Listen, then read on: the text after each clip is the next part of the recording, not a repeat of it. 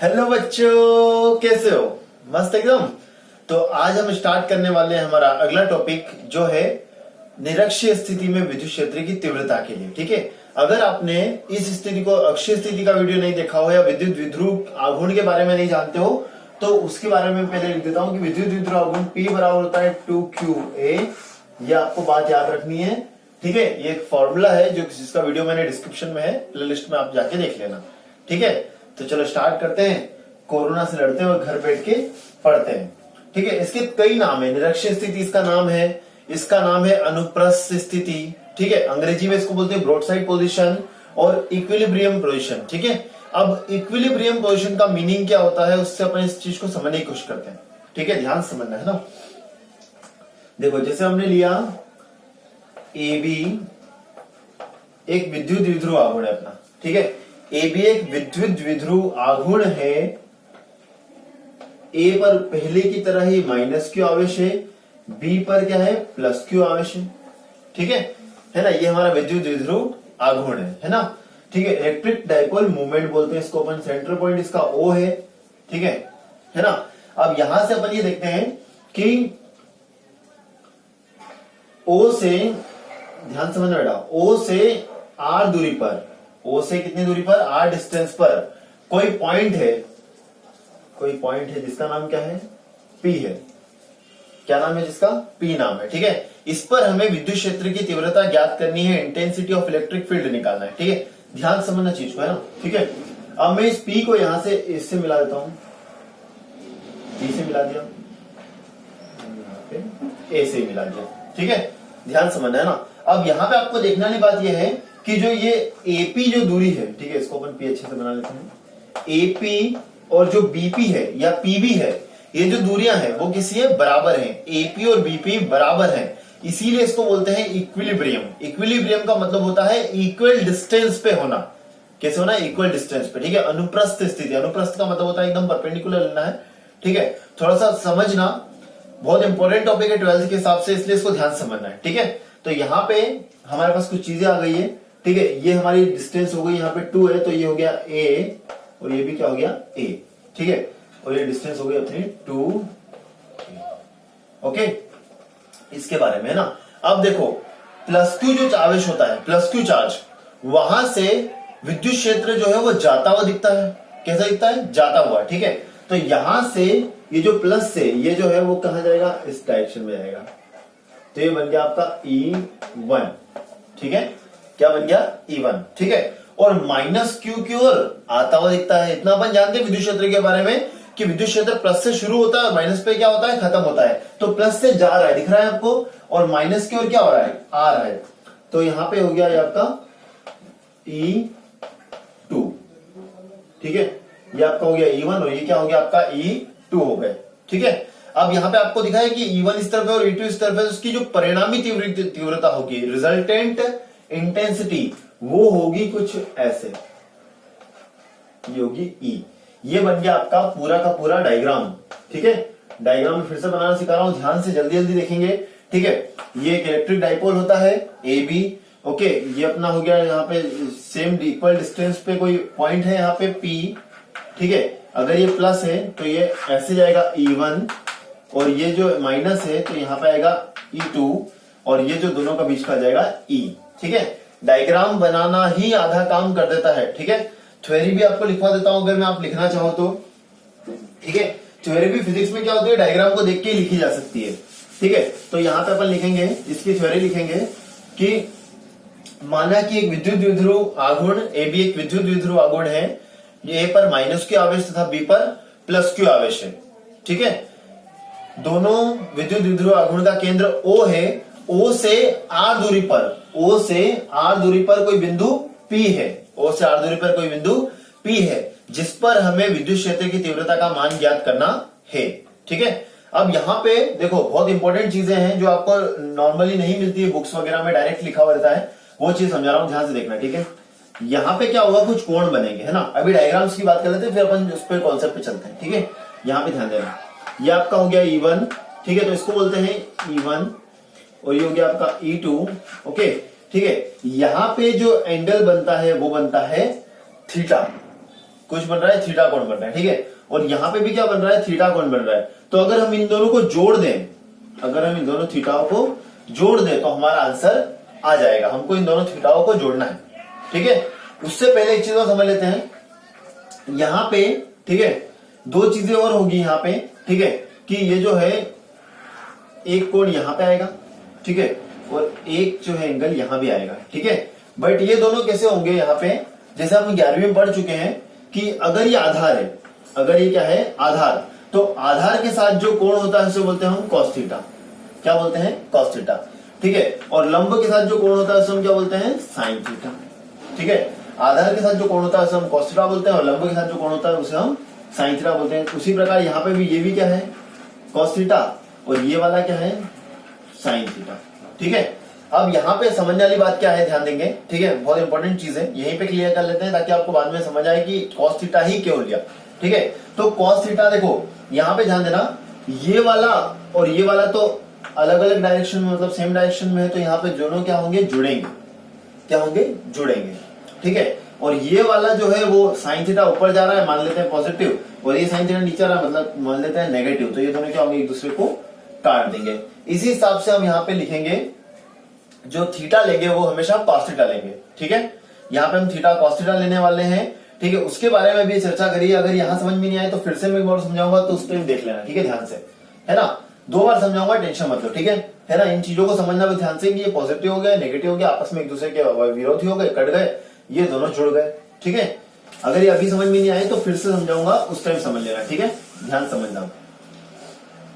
देखो विद्युत क्षेत्र की तीव्रता अपन जानते हैं, ठीक है। E बराबर क्या होता है, विद्युत क्षेत्र की तीव्रता 1/4πε0 इंटू Q/r²। ये विद्युत क्षेत्र की तीव्रता का हमारा सूत्र है, ठीक है ना। अब हम यहाँ पे देखेंगे कि हमारे E1 और E2 की वैल्यू क्या आ रही है, ठीक है। तो यहाँ पे हम देखेंगे तो E1 इज इक्वल्स टू हो जाएगा आपका, ध्यान समझना, 1/4πε0 इंटू Q/, ठीक है। अब देखो E1 कहाँ है, ध्यान दो, E1 ये रहा आपका E1, ठीक है। तो ये जो है E1 की दूरी कितनी है आपके यहाँ पे, तो देखेंगे आप यहाँ पे PB कितनी दूरी है, PB है, ठीक है। तो यहाँ लिख देते हैं अपन PB का स्क्वायर, ठीक है। E1 की वैल्यू हो गई, है ना। इसी प्रकार से E2 की वैल्यू क्या है भैया, तो E2 इज इक्वल्स टू है आपका 1/4πε0 इंटू Q/, ठीक है। अब E2 कहाँ है आपका, ये रहा E2, ठीक है। तो इसकी डिस्टेंस कितनी है, तो ये है AP, जो भी AP का स्क्वायर, ठीक है। अब यहां पे समझने वाली बात क्या है, ठीक है, ध्यान समझना कि AP लेकिन जो है ना, लेकिन AP is equals to BP।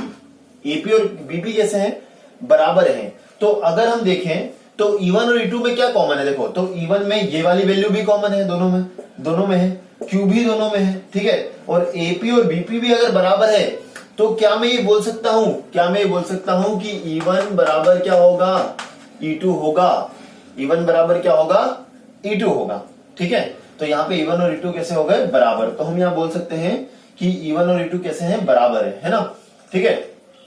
अब हमें निकालना है ये कोण, कौन सा वाला, ये वाला कोण निकालना है, ठीक है। ये थीटा वाला, जिसकी कहानी मैंने आपको पहले समझा दी थी, ठीक है। एक बार और समझा देता हूं, यहाँ पे समझना ध्यान से। ये जो होते हैं वो cos थीटा होता है, और ये जो होता है यहाँ पे जो एंगल बनता है ऊपर की तरफ वो कैसा बनता है, sin थीटा बनता है। एक बार और जल्दी से देख लो, ठीक है। यहाँ पे जो है, ठीक है, ये आपका E1 है, ये आपका E है, और ये आपका क्या है, E2 है, ठीक है। तो ये जो होते हैं वो क्या होते हैं, cos थीटा होते हैं, क्योंकि आधार पे कौन बन रहे हैं, और ये जो बनते हैं, ठीक है, ये बनते हैं sin थीटा। कैसे बनते हैं, sin थीटा।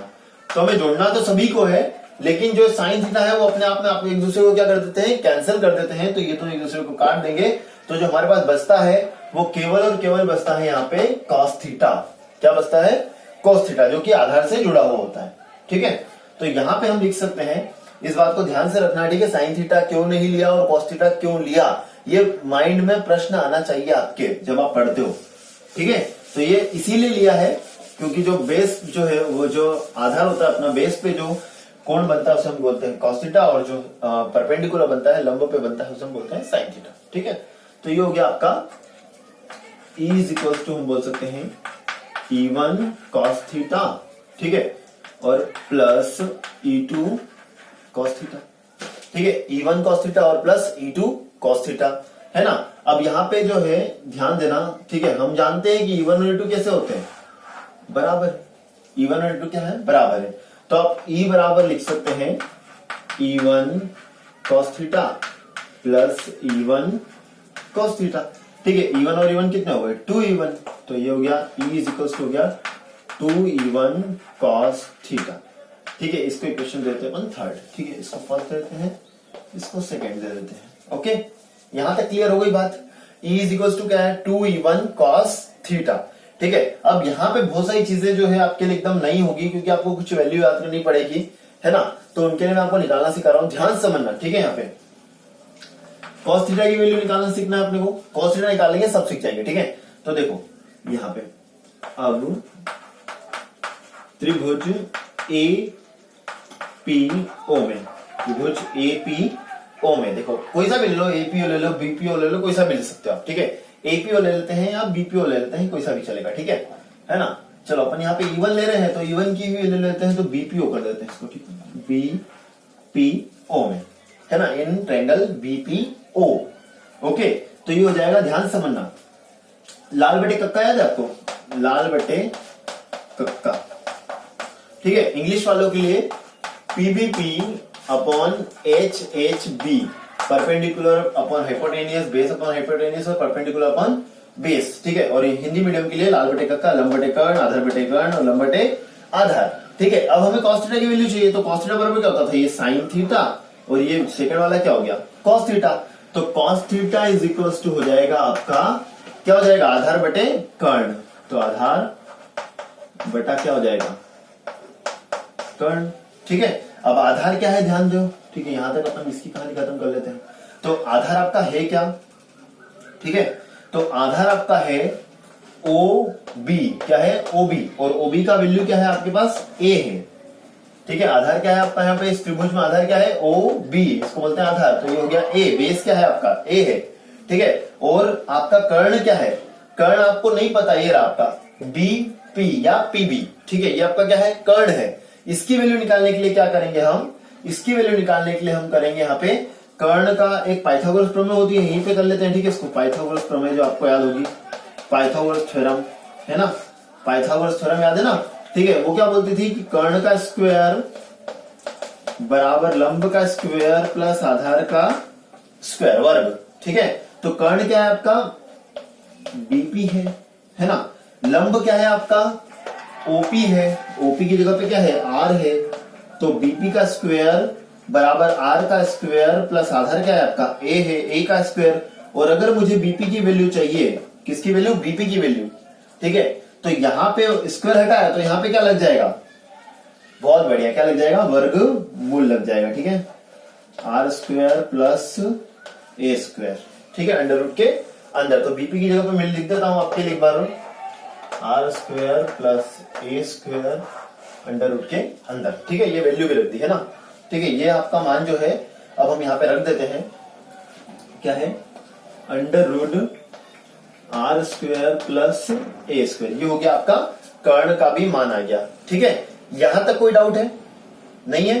ठीक है, अब ये मान ध्यान से समझना। ठीक है, अब देखो समीकरण 3 में हमारे पास cos थीटा है, बहुत बढ़िया, E1 है, हाँ है भैया, E1 भी है। ठीक है, तो ये सारे मान, और ये देखो ये जो E1 का जो PB की वैल्यू है, ये भी अपने पास है, क्या है, ये रही है ना, PB या BP ले लें अपन जो भी। ठीक है,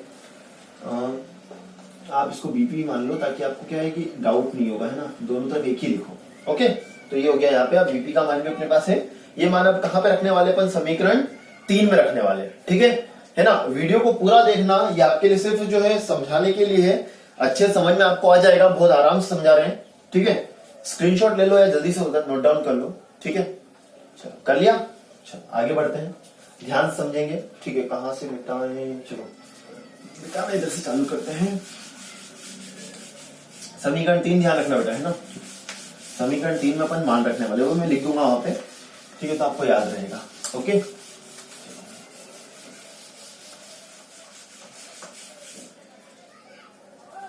समीकरण 3 में E1 व cos थीटा का मान रखने पर, समीकरण 3 में E1 और cos थीटा का क्या कर देंगे, मान रख देंगे। ठीक है, तो ये हो जाएगा आपका, ध्यान समझिए, E बराबर आपका हो जाएगा 2, है ना। अब E1 की जगह पे ध्यान समझना बेटा, देखो गुणा लगा देता हूं मैं, है ना, और चलो एक बार लिख देते हैं तो आपको याद रहेगा, 2E1 cos थीटा। ठीक है, E is equal to 2E1 cos theta. तो ये हो जाएगा E इज इक्वल टू, और यहाँ पे सभी में तीर लगाना है ना, E जहां भी दिख जाए, विद्युत क्षेत्र की तीव्रता है, एक सदिश राशि है। ठीक है, E1 की वैल्यू 1/4 पाई एप्सिलॉन 0 इनटू, ठीक है, Q बटे ध्यान समझना, ठीक है, बटे R स्क्वायर था ना। ठीक है, तो यहाँ पे BP का स्क्वायर था, तो BP की वैल्यू क्या थी अपने पास, √R square plus A square. ठीक है, यहाँ पे पूरे का स्क्वायर, तो हमारे पास अगर हम इसका स्क्वायर करेंगे, चलो ठीक है बाद में कर देते हैं, अभी इसका मान रख देते हैं। ठीक है, और इनटू में cos थीटा, तो cos थीटा क्या था आपके पास, cos थीटा था आपके पास cos थीटा था A बटे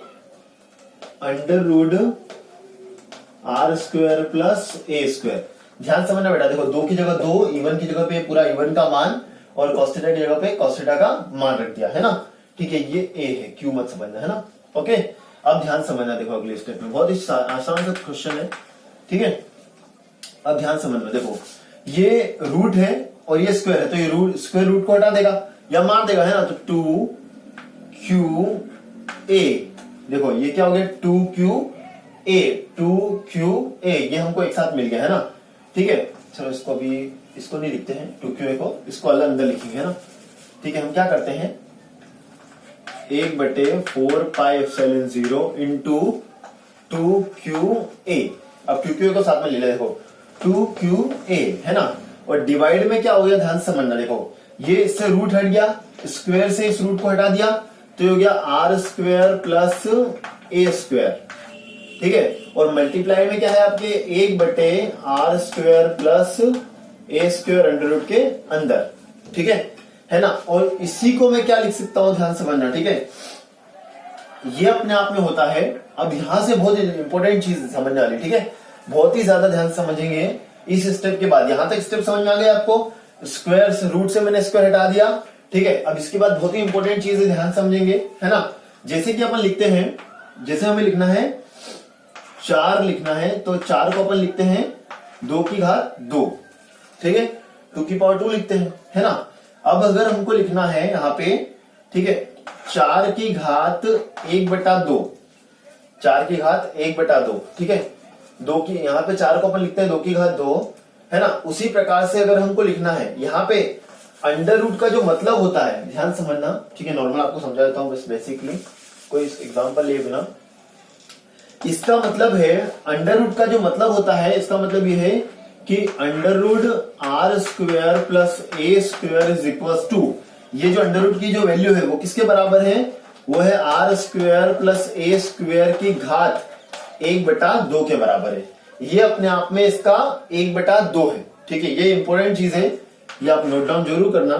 ठीक है, कि जो R स्क्वायर की जो वैल्यू है वो किसके बराबर है, इसके अंडर रूट के बराबर है, 1/2 के बराबर है। ठीक है, तो इसकी जगह हम लिखने वाले हैं ये, ठीक है, इसकी जगह हम क्या लिखेंगे, ये लिखेंगे।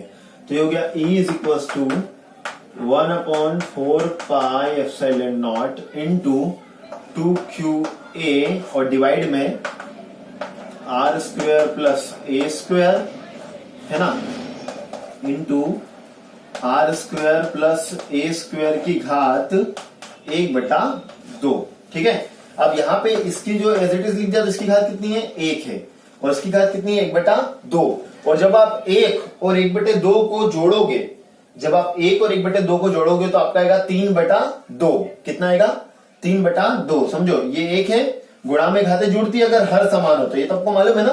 ठीक है, अगर base are, if base are same then power is sum. ठीक है, पावर जो है वो जुड़ जाती है।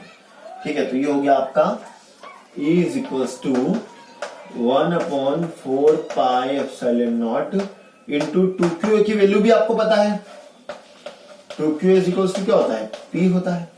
ठीक है, तो हो गया P, है ना, और ये पूरा हटा के क्या लिख रहा हूं मैं, R square plus A square की घात 3/2। अभी 3/2 आया, कैसे आया ये समझना आप, क्योंकि अपन ने क्या करा, इन घातों को जोड़ दिया, तो 1 और 1/2 मतलब 3/2 हो गया। चीज क्लियर यहां तक, कोई डाउट इसमें नहीं है?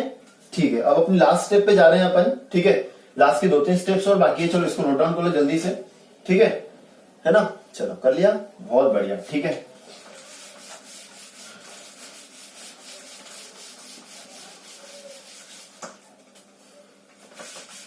एग्जाम की छुट्टी का सही यूटिलाइज करना है, बस उसको सही यूज करना है, ठीक है, इसलिए आप पे भी थोड़ी सी मेहनत की जा रही है वगैरह। चलो यहां पे ध्यान देंगे, ठीक है, अब देखो समझना ध्यान से, ठीक है, मैं इसको लिख देता हूं। अब अगर मैं ये बोलूं कि जो R है वो ज्यादा ही बड़ा है किससे, A से, जो हमने पहले भी किया था कि R अपने आप में एक हाथी है और A अपने आप में एक चूहा है, तो हाथी की तुलना जब चूहे से करेंगे तो क्या होगा, चूहा बहुत ज्यादा छोटा होता है, तो उसको अपन नगण्य निकालेंगे, तो R is greater than A, मतलब R बहुत ज्यादा बड़ा है A से, तो A को हम लगभग क्या कर रहे हैं, 0 के बराबर ले रहे हैं, उसको नगण्य कर रहे हैं, ठीक है। तो यहाँ पे जो A है उसको हम हटा देंगे, A को क्या करेंगे हम अब हटा देंगे, ठीक है, तो ये हो जाएगा आपका E इज इक्वल टू आपका हो जाएगा 1/4 pi epsilon not into P बटे में, ये हो जाएगा आपका R स्क्वायर की घात 3/2, ठीक है। अब यहां पे ध्यान देना, ये घात की घात है, ठीक है, और घात की घात का मतलब जब पावर का पावर होता है तो उसका मतलब होता है गुणा, ठीक है। अगर आपको ये नहीं पता हो तो मैं आपको लिख देता हूं x की पावर n m और पूरे की पावर n, तो बराबर होता है x की पावर m इंटू n। ये थोड़े से 9th के मैथमेटिक्स के फॉर्मूले यूज हो रहे हैं और कुछ नहीं है, 9th के मैथमेटिक्स के फॉर्मूले, ठीक है। तब हम इसकी जगह घात की घात मतलब होता है गुणा, तो आपका आ गया E is equal to 1/4 pi epsilon not into P upon, ठीक है। अब देखो R स्क्वायर है ना, 2 गुणित 3/2, 2 से 2 कैंसल, तो यहाँ पे आपका फाइनल आंसर आ गया E बराबर 1/4 pi epsilon not into P upon R की पावर 3 न्यूटन पर कूलम, न्यूटन पर कूलम, ये आपका आ गया फाइनल आंसर, ठीक है। अच्छी थ्योरम है, बढ़िया सी, बहुत ज्यादा इंपॉर्टेंट है 12th के लिए, थोड़ा अभी से बता रहे हैं आपको कि अच्छी चीज है, ठीक है, इनको कर लें, है ना, और थोड़ा सा मेहनत करें। ये आपका अपना चैनल है, लाइक शेयर करें, सब्सक्राइब करें, ठीक है, और कर दिखाओ कुछ ऐसा कि दुनिया करना चाहे आप जैसा, नोट डाउन करना इसे, ठीक है। कल मिलते हैं और अगले वीडियोस के साथ। थैंक यू, जय हिंद, जय भारत।